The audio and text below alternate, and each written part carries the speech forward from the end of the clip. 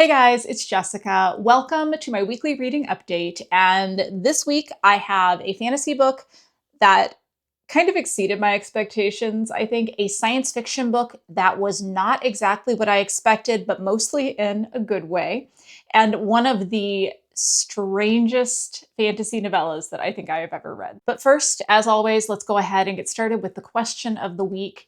My question of the week this week is name a book that did not turn out to be what you thought it was going to be going in. And you can be as specific on that as you feel like is appropriate for spoiler reasons, but a book that was not what you expected, but let's say in a good way. Let's go ahead and get started with the books that I finished this week. And I did finish 3 books. And we are going to start with the one that I liked the most, and also the one that I started first. And that is Kings of the Wyld by Nicholas Eames. And before I tell you what I thought about it, I do want to show you all the copy that I'm reading from because I did get my broken binding copy of this in this week. And I think it's very, very pretty. I have some mixed feelings about the art design in terms of what I think the book was like and whether I think this cover looks like it. But I'm going to show you all the cover. And it's very, very lovely. We do have some very pretty Colosseum sprayed edges there. And it has very, nice art on the inside, and the cover itself has some artwork on it. All that stuff, all the things you always get with broken binding. But I will say that this book is almost like a rock star themed fantasy series, and the cover is very kind of bog standard fantasy. So I don't think it really tells you what's going to be coming. I think the original cover, which I will put up here real quick, does a better job of having a little bit of a more edgy art style that I think is probably a little bit more appropriate for this title. But I am getting ahead of myself, so let's go ahead and I'm going to tell you what it's about. So the focus character in this book is a man named Clay Cooper, and Clay and his friends were once members of one of the most well-known bands in the world that this book is set in. And when I say band, I mean a band of fighters, a band of kind of like mercenaries traveling, taking on mythological monsters, and then coming back to the cities to be adored by their crowds of fans. The series is actually called The Band, and it's very apropos because the metaphor within this book for the band and bands and music is ordinarily, I would say that it was tortured, or I would say that it was too much. But for some reason, within the context of this book, it worked for me completely. I never questioned why we were treating these guys like they were rock stars within this world. But at the beginning of the book, it's been a while since their glory days. And Clay has settled down. He has a wife. He has a daughter. He has no interest in going back to this old life. But one day, one of his former bandmates appears and says he needs his help rescuing his daughter. And it's time to get the band back together. And what follows is about 40 to 50% of the book where we are, in fact, getting the band back together. We are visiting them one at a time. We are seeing what has happened to them since their glory days. And we are convincing them to join in on this new mission, one last mission to save this daughter. And I'm going to tell you guys that this book was just so much fun. It was just one of the most fun books that I think I have read in quite some time. It treated its characters very respectfully. I was concerned that it was going to be a little bit over the top with the humor, and it was not. It was just the right amount for me. I found them endearing. I thought that Clay in particular, our kind of central character in the band, is such a man of depths. He has heart. He loves his family. He loves his daughter. But he also has some darkness hidden inside him.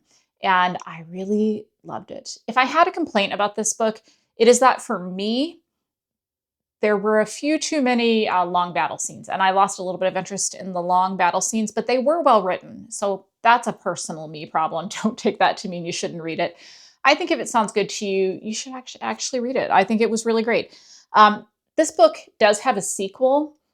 which I am going to be getting next month, and I am going to read at some point, probably not right away. But this book functions very much as a standalone. I do not think that you need to feel like you're going to be getting into a big thing. I think you could read this, feel like you got the whole story. You know these characters, you're going to love them.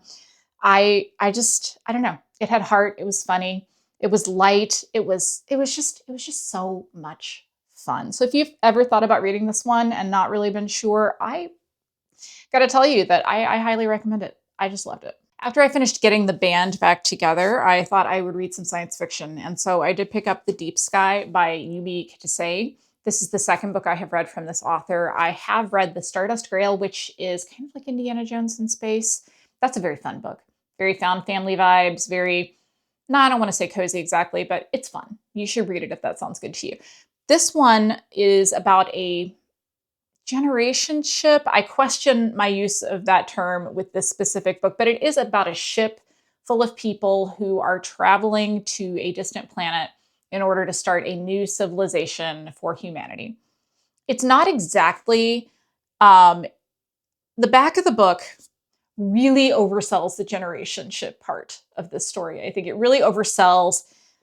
It is the eve of Earth's collapse, and I didn't feel like it was. So that part didn't hit for me necessarily. What I was expecting here, because I do know, and it says on the back of the book, that there is a murder, and our main character, Asuka, is tasked with finding who has committed the murder on this generation ship. On this ship, we have 80 women. They are all women, and they are traveling. They've been kind of in like suspended animation for 10 years, and now they're awake, and somebody's murdered, and we've got to figure out what happened. And so I was expecting it to be a sci-fi mystery and to be kind of like a locked room kind of situation. I thought that would be the focus of the book, but that was not the focus of this book. Our main character, Asuka, is representing Japan on this ship. So this ship is made up of people of all different races, but she's actually half Japanese and half American herself. So she already feels like a little bit of an imposter. And then she's also the alternate on the ship. She doesn't really have a job. She feels like she doesn't deserve to be there. There are a lot of, I want to say, kind of things going on with Asuka. And so half the book probably is flashbacks to the training that the women on the ship received before they went on the mission, before they were chosen to go on the mission, the relationships they formed when they were in this training school to get ready to go on this mission. A lot of it is about that and kind of Asuka's internal problems, her relationship with her family back on Earth, all those things. It's not a cozy locked room space mystery. So I think I was expecting it to be something very much like Six Wakes by Mur Lafferty, which is a book I really enjoyed. If you haven't read that one and you like the idea of a locked room space mystery, I would definitely check that one out. But this one actually was much more interested in the interior lives of its characters and in their histories and their complicated relationships with one another. And at first, it was not what I was expecting, and I was a little bit like, I don't know. I don't know. But I actually really ended up enjoying it. I enjoyed the relationships between these characters and finding out what had happened to them. This is not a 5-star book for me because I do think there is some mismatch between expectations and what it was and the way the book was probably marketed, honestly. I'm going to put it more on that than anything else. But I did really enjoy it. I think that you have to go into it knowing that it's going to be a slower story, it's going to be a more introspective story, and that if you're really into it to try to solve the clues of the mystery, you're going to be very, very disappointed because that's not what the book is interested in doing. But I did really enjoy it. And I think for a debut novel, which this is her first novel, I think it was really good. I had a good time. I'm glad that I read it, and I am going to be recommending it. I don't know my rating yet. I'll let y'all know at the end of the month when I've had a little bit more time to sit with it. But overall, I had a positive experience. And then the last book that I read this week is a book by one of my favorite authors, Adrian Tchaikovsky, and I read his novella and put away Childish Things. I love this cover. Such a fantastic cover. I love the little wardrobe on the cover here. So this is a story that is extremely directly inspired by the Narnia series by C.S. Lewis. And in this book, we are following a character named Harry. And Harry's grandmother is a famous author who created this world where children go through a magical portal not a wardrobe. He keeps reminding people, we're not the ones with the wardrobe. And go to this land named Underhill and have adventures with their animal friends they meet there, with the queen, with all kinds of fun little creatures. Just a light little story that seems actually much lighter than Narnia. There are a lot of things in here about C.S. Lewis and Narnia in general. We do talk a lot about the Inklings, the group that he was in with Tolkien and things like that. I thought the jokes about Narnia super fun. I really enjoyed Harry as a character. He's not easy to like. I don't know that you're supposed to like him. He is a kind of like a washed up actor who has found himself on a British television, a children's television show as a presenter, which he absolutely hates. But this is his life. And the book, I will tell you, is set in 2020. And this is a book that takes place during the COVID-19 pandemic.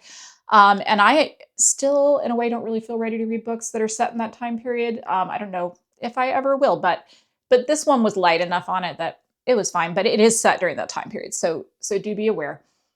And he's having a rough time here at the start of the pandemic. He's isolated. His job isn't doing anything because no one's working. There are no television shows being made, and he finds out, I'm not going to spoil for you anything about how, that maybe Underhill is actually real.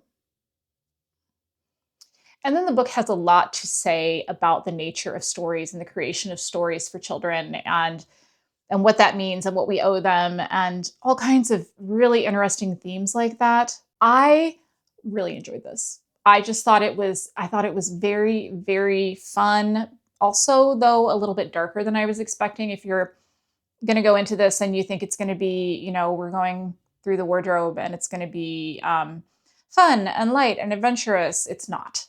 There is a lot of darkness verging on almost a fantasy horror kind of situation in parts of this little novella. But I don't know. It was so creative. And Adrian Tchaikovsky he writes in so many different styles. And that's one of the things I love about him so much is that he doesn't just stick to one thing. And not only that, he's not just good at one thing.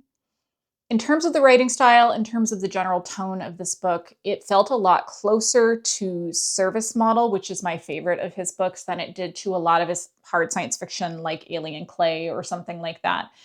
I really enjoyed it. I just really, really enjoyed it. And I think this is the perfect time of year to read it. It's set winter-ish, kind of winter-ish in Underhill, I guess, here on the cover. So it's appropriate. I had a really good time. This is one I'm definitely going to be recommending. We're going to talk about what I am going to be reading this week. And the first one, I'm so excited. I was going to save this for later in the month, but I'm just so excited I've got to read it now. And that is The Blade Itself by Joe Abercrombie.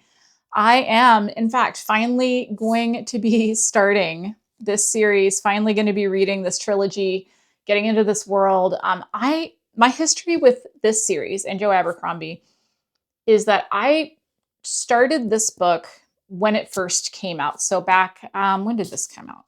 Okay, yeah, 2015. So this came out in 2015, and the same year I tried to read it, and I ended up DNFing it. I do have a Goodreads review that said I think that I liked the characters, but I didn't feel like there was a lot of action, which now that the rest of the series is out, I know is something people say about the first book, but also that you should totally keep going. And also in the 9 years since then, I have become an increasingly character-focused reader. So the fact that even back in 2015, I was like, I really love these characters, tells me that I need to go in and start it again. So I did start it again, and I read the first chapter, and I remember nothing. This is all new. I have no memory whatsoever of reading these words before. So I'm looking forward to this. I think it's going to be a really good experience. I'm just so excited. The only thing I've read all the way through by Joe Abercrombie is The Devils, which I liked, but thought was a little bit over the top in some of the humor. But I did actually really enjoy the character work in that book. So I know this is a little bit more serious, so I'm expecting to enjoy this even more. So I'm really excited for this. And then the other book that I'm getting into this week is going to be Klara and the Sun by Ishiguro.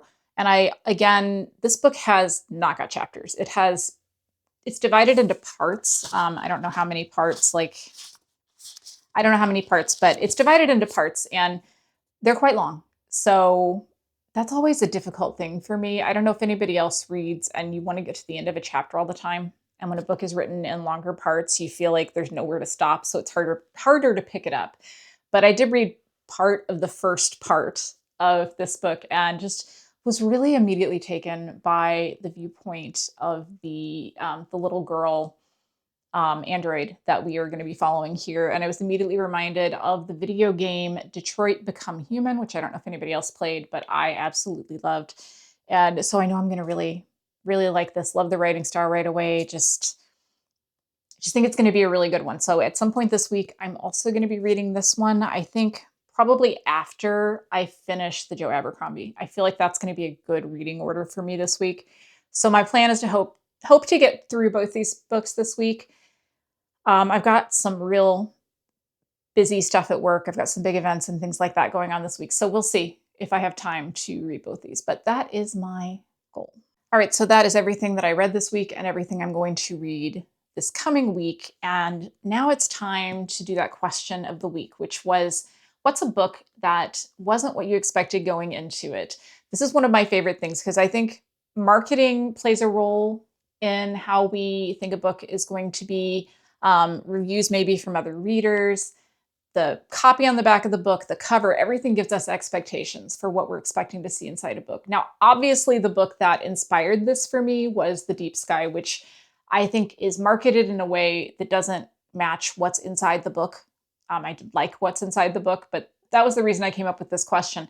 So I'm not going to use that because I already talked about that, but I do have another one.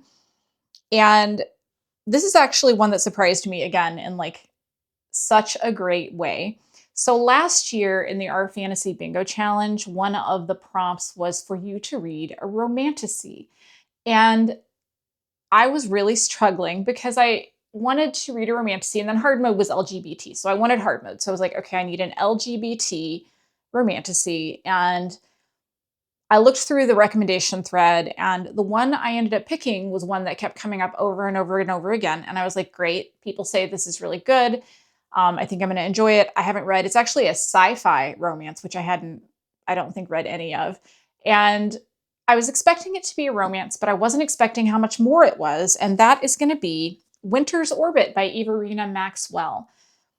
This book was such a shock to me. And the reason it was a shock is because I was told this is a romance. It's like an arranged marriage trope romance. You have I think it's like a diplomat marrying a ruling person on this planet for political reasons. So that's the setup of the book. And I was expecting it to be, have all the tropes of like the arranged marriage stuff. I read a lot of historical romance back in high school. So I know all those tropes, even though I don't read a lot of that now. And it was so much more. This is actually a legit political science fiction book with interesting world building and interesting politics, and also a romance that I really adored. I really loved the romance in this book between our two main characters. And I just, this is actually one of the books that I'll recommend to people who tell me that they don't like a romance in their fantasy sci-fi at all,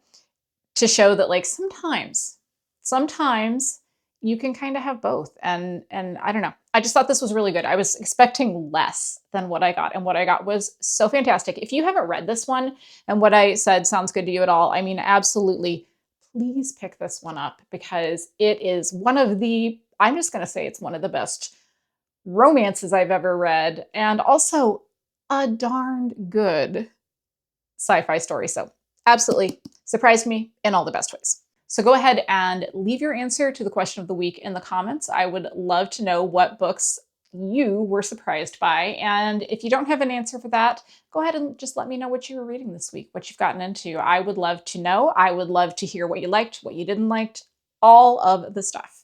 And if you're feeling quiet and want to let me know that you were here, go ahead and leave me the rocket emoji in honor of the spaceship that the characters in the deep sky are traveling in. I will be back on Friday with my 26 books that I am planning to read in 2026. So look forward to me overpromising all the books that I'm going to try to get to them. And I hope that you all have a fantastic week. I will see you in the next video. Goodbye.